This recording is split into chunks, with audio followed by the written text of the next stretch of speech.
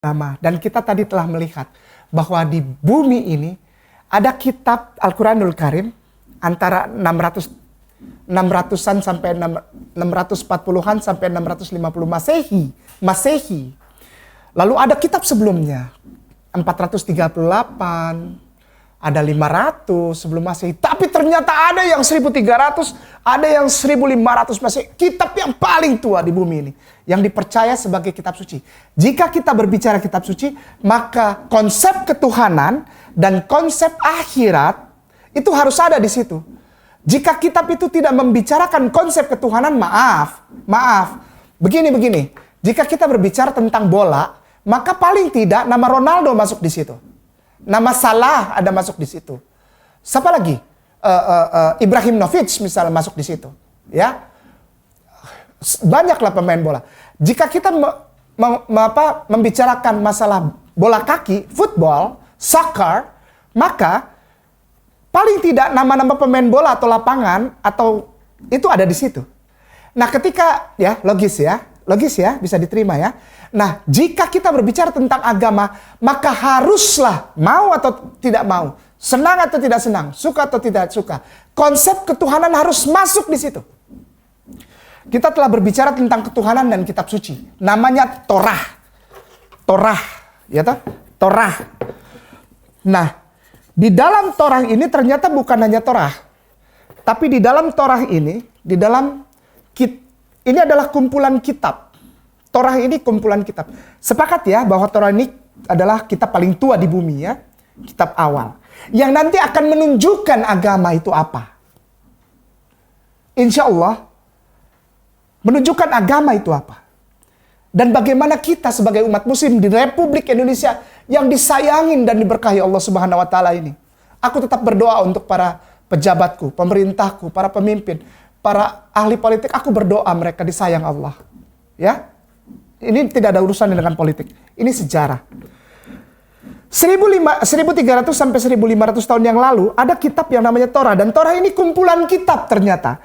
Di dalam Torah ada yang namanya, ini poin nomor 2 saya tulis di sini. Di dalam Torah ada yang namanya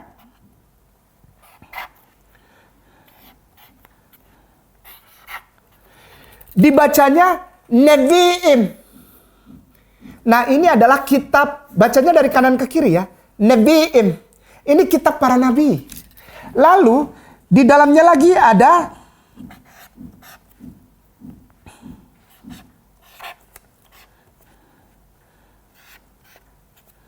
ini kenapa saya tulis bahasa Hebrew? Supaya nanti dicek. Antum yang cek. Ini kayak nama ini ngebohong apa enggak? Gampang saja. Orang ngebohong ketahuan ini gampang ya.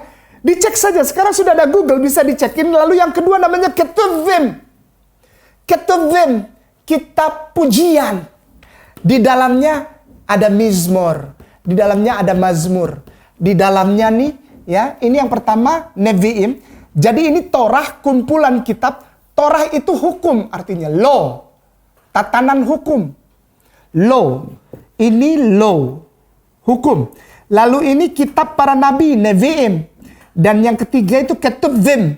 Ketuvim ini kitab-kitab pujian, syair, dan segala yang indah-indah, kumpulan lagu-lagu dan pujian, himne untuk pujian kemuliaan kepada Tuhan. Siapa Tuhan? Di dalam kitab yang paling tua, kita udah lihat tadi, bahwa di dalam Bereshit 1, Alef, itu ditulis nama Tuhannya. Siapa?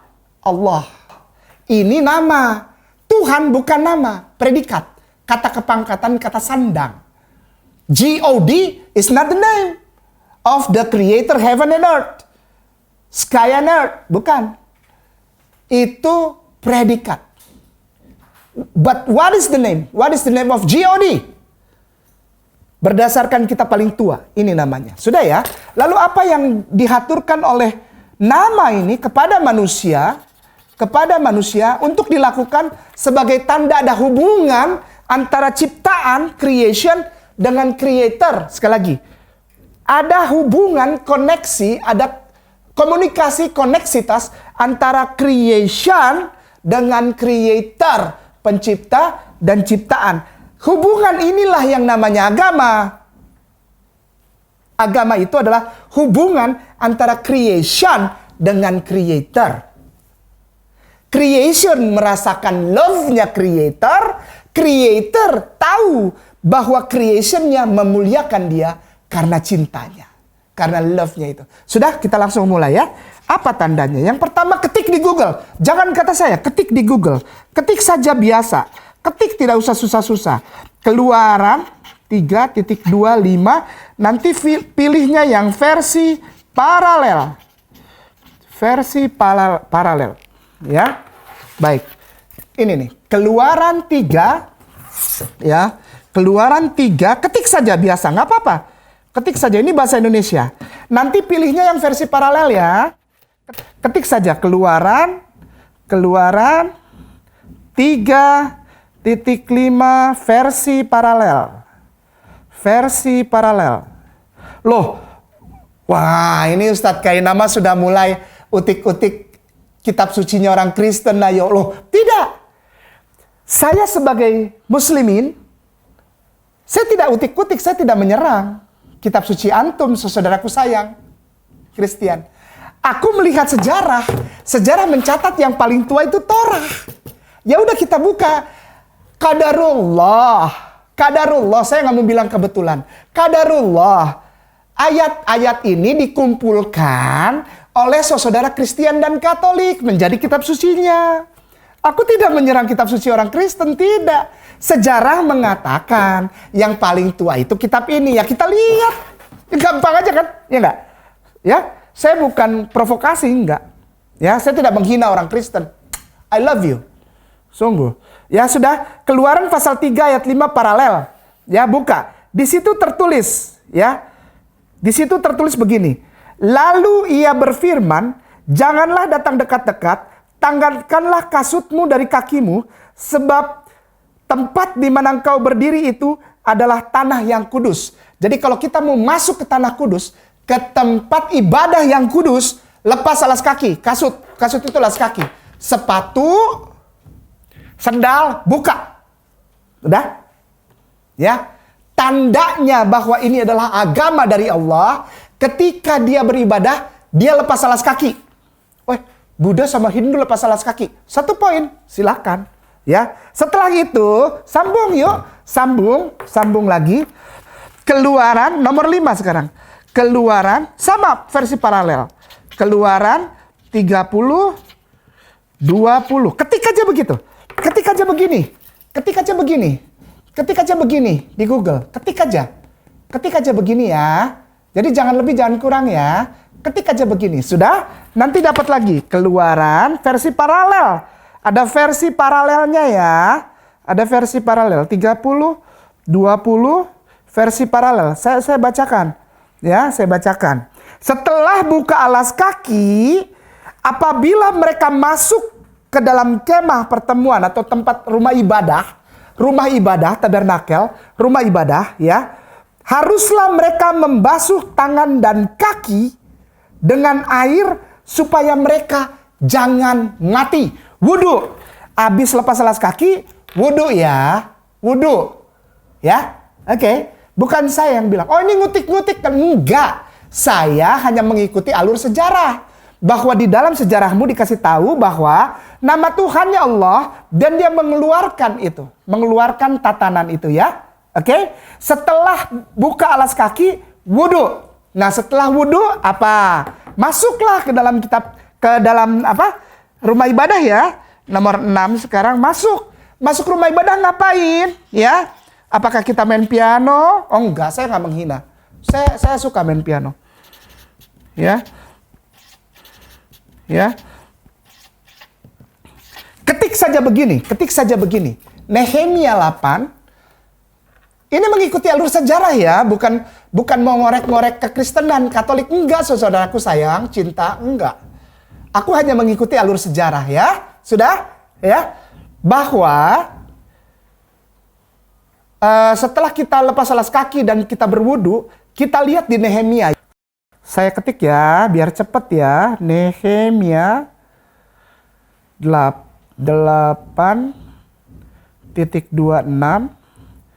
Versi paralel, tetap versi paralel ya supaya gampang ya. Dan ini sah dari Lembaga Alkitab Indonesia. Ini sah sabda ya. Ini Bible yang tidak saya rubah-rubah. Ini sah ya. Di sana terbaca lalu Ezra memuji Tuhan. Allah yang maha besar. Dia berdiri di depan, di belakang beliau Ezra ada sekumpulan umat banyak sekali ya. Dan semua orang menyambut di belakang ini, di belakang satu orang namanya Ezra berdiri di depan, di belakangnya banyak kumpulan orang. Mereka semua menyahut dengan amin, amin sambil mengangkat tangan. Kemudian mereka berlutut dan sujud menyembah kepada Tuhan dengan muka sampai ke tanah. Salat namanya selotah. Silahkan dicek di Google. Tulisannya begini. Nomor 6 itu, nomor 6 saya lingkarin ya. Saya kasih tanda panah. Tulisannya TSELOTAH. Silahkan nanti dicari. Selotah. Mereka melakukan selotah. Jadi habis lepas alas kaki, wudhu, terus selotah. Bahasa Hebrunya, bahasa Ibraninya, sholat. Ya, tapi pada saat itu belum diajarkan keinian sholat ya, kesempurnaan, karena Rasulullah mendapatkan kesempurnaan sholat itu ketika Rasulullah Mi'raj, ya. Mereka sholat, namanya selota. Ini bukan untuk orang Yahudi, ini bukan masalah agama Yahudi, bukan agama Kristen, bukan Christian Catholic, bukan. Ini menurut sejarah kitab yang paling tua. Jadi setelah lepas alas kaki, wudhu, lalu selotah, sholat. Ada berdiri, ada pegang lutut, bow down, membungkuk hormat ya, bow down. Lalu habis itu worshiping, menaruh muka di atas tanah. Gerakan-gerakan ini namanya selotah. Dalam bahasa Ibrani ada tatanannya. Yang pertama itu Hillel, ya, memuji Tuhan. Lalu ada taruh tangan di atas dengkul ini, ya. Lalu setelah Hillel ada sampai proskueno, sampai taruh muka di atas tanah, jidat di atas tanah itu. Forehead di atas tanah. Orang kalau lagi gerakannya gitu, berdiri tegak, bungkuk, sujud, itu lagi ngapain? Sholat.